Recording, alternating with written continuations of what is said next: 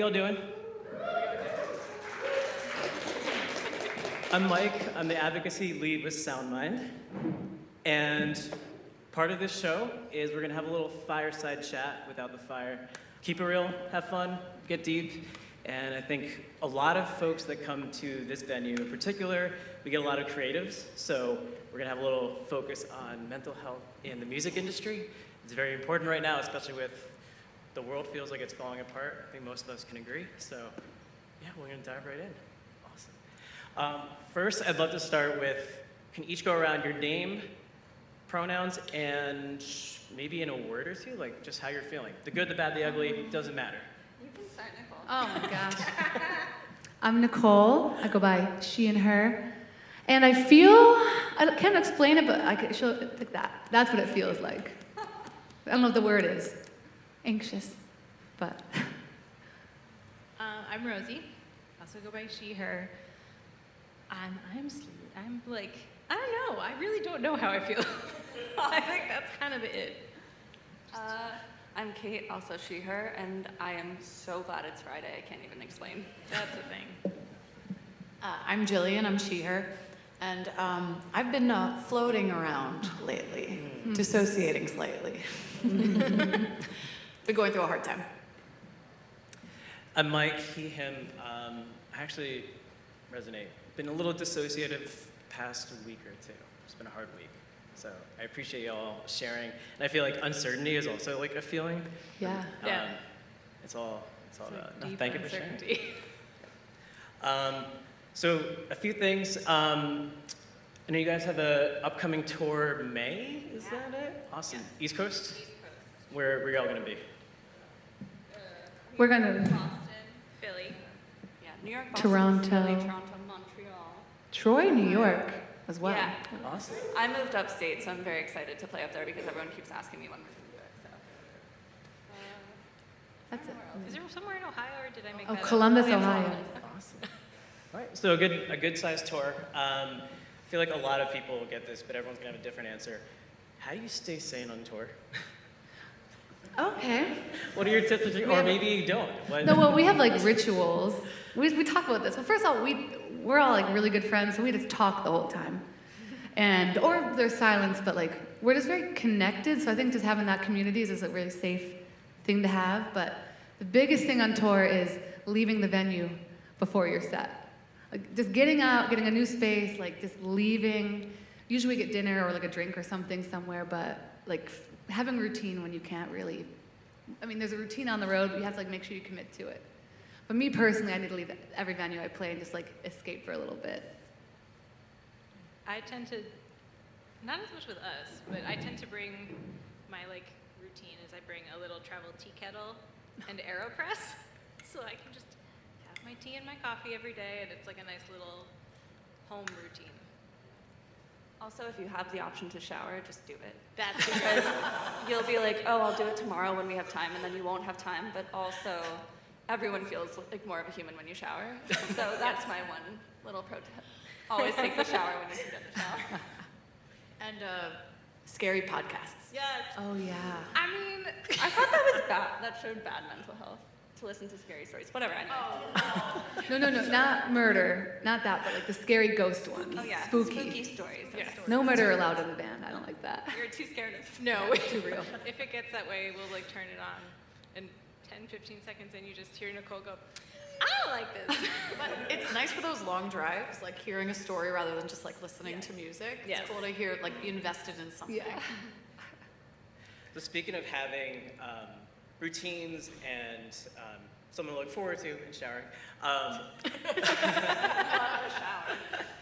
So y'all had two, I'm trying to remember the names, Bumming Me Out from a few years ago, and Fake News. Yeah. And those resonate with me, and I'm totally guilty of this, but I feel like maybe other people in the audience can resonate with this, but so much of our news, this barrage, this blitzkrieg of news, we get on social media, right? And you, as artists, I'm just gonna assume, but a lot of your job is also marketing, and that's through social media, so it's kind of hard to escape.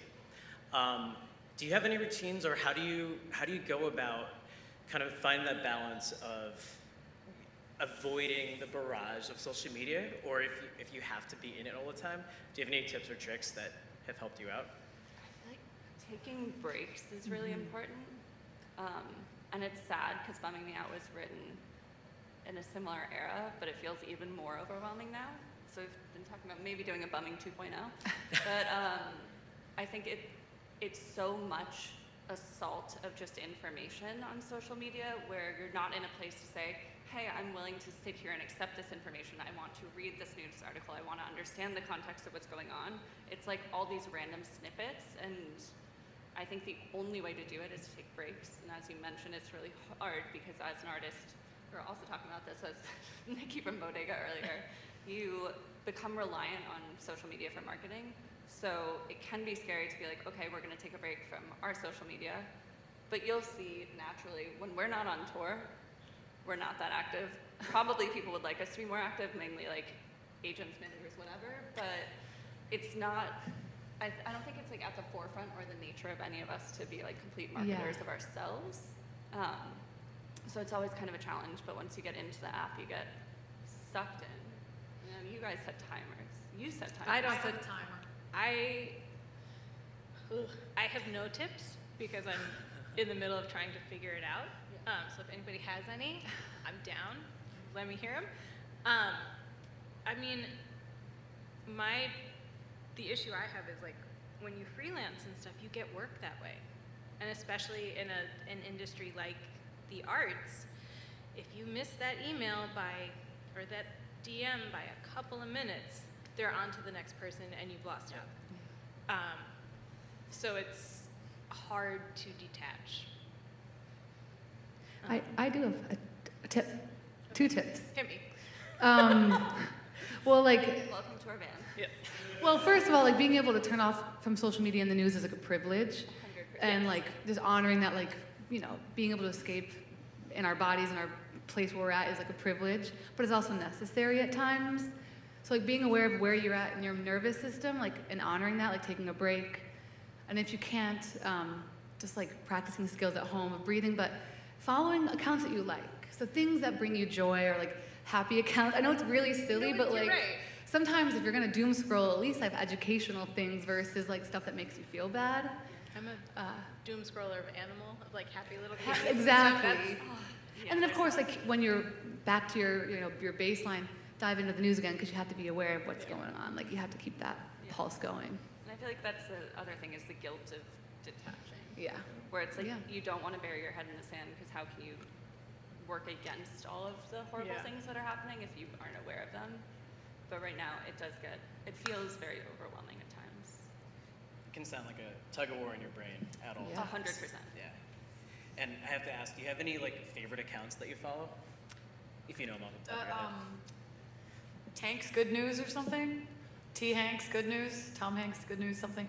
I thought They all have, well, I don't think it's actually his account, but it's like really positive and sweet. Like they just post like nice happenstances of like people and things. It's heartwarming stuff. I don't know if it's actually Tom Hanks. Mine is maybe not this exact account, but this kind of concept of like kids getting hurt, but not badly. Not badly. Can I show you one of my best I like where friend's this is sons going. is on it. I have to send it. It's cute. Like I love like true, genuine accidents where no one's really harmed, but like it's a genuine mistake. They fall over. What was this Any show? adult, any age. It's like brings me joy. There was that show you definitely The watched one as in a the kid 90s, in the 90s with where it was all the Fireside. people like falling. Oh, there's as funny as some videos. Oh, I So love you that. just want that. Yeah, I just want like on genuine Instagram. mistakes that like Love aren't that. harmful. That just feels good to I watch. think I love there's pasta grannies. That's fun. It's Oh, so that's a cute. really good one. Pasta Pasta grannies grannies is awesome. I've never even heard of that. Oh my goodness, so good. So it's Granny's all- making pasta? Yeah, but they're like these old like Italian ladies hand making pasta. It's awesome. There's also an account that I can't remember the name of, but it's these 2 little black cats who love to go in the canoe. And, Oh, like, for hikes never and stuff. heard of that. It's great. It's so So stupid. you're set. You got your skills. I do, yeah. Pasta grannies. Okay. Pasta Make a note of grannies that. is good. Everyone make a note of that. Pasta Hashtag grannies. Pasta grannies. So, Nikki, you had mentioned kind of like checking in your body. So you're a professional therapist. So I feel like there's so much of a spotlight on people who are seeking mental health support, and I'm also a therapist on the side, social worker. No one really checks in on us. I No. feel like in like the broader, like we do for each other, but how do you have a way of like navigating that, or how is it with other artists and also having this other life? Well, I think having this other life, like this music world, to like put all my anger or frustration or like things I can't say to clients like out, that's really helpful to have like just these like women to talk to, but also this music, because like I don't know, anger is an interesting emotion for me personally, and I don't usually express it, but on the stage is where I'm like really like big and expressive and, you know, rageful, and I feel like that's like such a good place to put whatever I'm taking in from clients and what's around. But it's hard out there for clinicians and healers, anything. So it's always like finding other peer groups just to like not learn, but just to like talk shit. Like that's what you need. I don't want to learn how to do better. I just want to like be mad at the world, be mad at clients, be mad at mental health, the industry, music, and all of that stuff. So it's like nice having a space to like vent without solutions sometimes, and I'm sure you relate to that as a social worker. I mean, the way you put it, I actually haven't thought about that, and I appreciate that. Yeah. It's really cool. Yeah. Speaking of which, so I think it was right around Election Day, I think y'all made a post that was so, I found really helpful, because I think, you know, you would address the collective anxiety, grief, all the different things that are happening in the past few months. And you also went a step ahead and stepped further and also posted, so we're big fans here of the Mental Health Coalition. There's so many wonderful groups. I just personally think they have a wonderful social media. Mm-hmm. It is so uplifting, validating, like every positive adjective. And you posted a few resources they had. I think I saw like To Write Love in Our Arms, a lot of queer resources, which I've personally found to be like particularly validating. Just wanted to like acknowledge that. That was really cool. I was a fan. With that being said, what resources, if you used any or just have been like, oh, I kind of want to try that, have you found helpful? What kind of supports? Yeah. Well, the one that I can think of that I often like refer people to is a backline. It's, you know, for people who work in the industry, and they give you case managers to find therapists. There's free groups for touring or being in relationships on the road. Like that's the main one I go to. I also have a collective in Ridgewood of like a bunch of healers that offer group healing sessions and really affordable, accessible, like sliding scale rates. It's called Get Right Wellness, and they just have like a bunch of different links to different clinicians in the Queens area usually. That's my go-to source. Do you have any? My therapist. My therapist, acupuncture, I think is great. I've found personally for both like emotional and physical wellness. But yeah, those are my two go-tos when I'm in a pinch. I like to do a lot of meditating, actually, just like 10 minutes every day. That always kind of allows me to be able to take on all of the crazy stuff that's going on, like the election. And it was actually very helpful that we were on tour while it was happening. And able to go to these different parts of the country and like hear what the people there had to say. And, you know, we were in a room on the night of the election with a bunch of people in the audience, just like here, and us on stage, and we're all going through this like together, yeah. And that community, I think, whether you're, you know, in your city or in a different person's city, it's really helpful. I've found it's not as much like personal resources, but I like reading what the Child Mind Institute has to say and ways to like explain to like young children kind of when they have anxiety. Rosie's a teacher of small children. I work with very small children. Sorry. I was starting to pick up on it. But it's nice. Yeah, those resources are also great because there are a lot of like little kids who are scared and they don't understand why, because they're just sensing the energy coming off of, you know, the grown-ups around them, or just they're all, you know. So I like Child Mind Institute. All right, I've actually never heard that. It's just a mental note. Cool. And I think to kind of close this up, I always like to ask this because everyone's a little bit different. What is one thing, whether it's a self-care tip, whether it's just like maybe a validating statement, anything you want to leave with the audience and people watching, whether they're artists and creatives, whether they're just music fans, any of the above, that, yeah, you'd want to leave tonight? I'm like, there's so many. There's so many. One of the obvious ones is comparison is black hole. Really try to avoid that if you can, because the second you start quantifying your success against other people's, especially on social media, which is generally fake anyway, you will run into a lot of issues. So kind of trying to take a moment for yourself and recognize how much work you put into this thing that you've created, either alone or with other people, and recognizing all the work you put into it and how far you've actually come at any given point in your career, because there's always a bigger stage, there's always a bigger tour, there's always a bigger show, but just making sure to actually like live in the present, absorb what you're doing, and enjoy it, because it's really, really, really easy to skip that part. Yeah.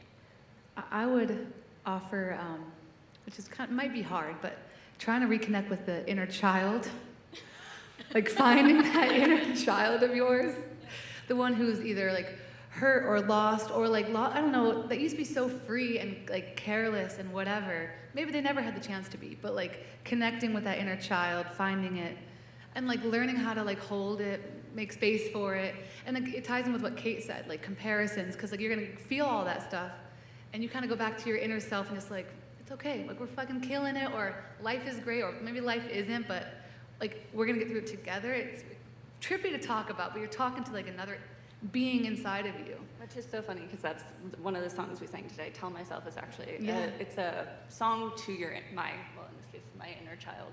Yeah, so I think that's a huge thing. I think in all of our healing processes personally, like it was like eye-opening for me when I like refound those pieces I've like forgotten, or my ego got like protective of and destroyed. It's What was something. Parts, what is that book called? Oh, it's called No Bad Parts. Yes. Everyone should read that. Great It's book. the idea that no part of you, even like the bad stuff, is actually just protecting you. You just have behaviors that like are unadaptive, they're no longer working. I think everyone needs to know that. Like everyone. Yeah. Your emotions aren't bad, guys. They're Feel okay. them, understand them, and then do like, you can't act poorly with them. But yeah, so that's my very easy advice. Just tap into your inner child and connect with them. Also, the importance of valuing rest, I think, and Yeah. recuperation. In in any field, I'm sure, but especially creative fields, there always feels like this race to get somewhere, and you're never doing enough, or you need to be doing more. And you can't, fill up your own cup if you're depleted. So, like, valuing that, and I think our society doesn't really put importance on that. It's a little bit of a rat race. So, yeah. Taking time to watch TV on a day off. And do nothing. Yeah, turning off the brain sometimes is good. They said it, I have nothing to add. You said it before too, inner child, in a different way. Yeah. Oh yeah, you did. It's in clarity too. Yeah. Oh yeah, yep. We've been doing inner child work in the van. And shadow work. That's true. Shadow Our work. matching We're shadow trying work. to do shadow work. It's tough. So you have a minute or two for, if anyone has any questions, anything at all, small, big, or just comments. No judgments. Yeah. Let your inner child free. Or anything you might have resonated with. All right. Well, first off, this is my first time seeing you guys, and I'm just happy and grateful to be here. Oh, thank you. I think Thanks for that coming. being able to be a child, something that really resonated, because I think for me, I'm just learning keyboard myself and ukulele and teaching myself, and I feel like I never got to learn as a kid. So I feel like I don't know, I'm learning like what her cadence is, and it sounds really awesome and exciting. And what really prompted me was kind of the Canadian wildfires that were happening like 2 years ago or something like that. Because it was just like, you don't know what the world is going to be like. And Yeah. I know that the sky's going to look yellow or orange. So Yeah. that kind of like made me want to kind of do something I never did. And like let yourself do it. Yeah. Like just do it. Dive right in Yeah. and just go.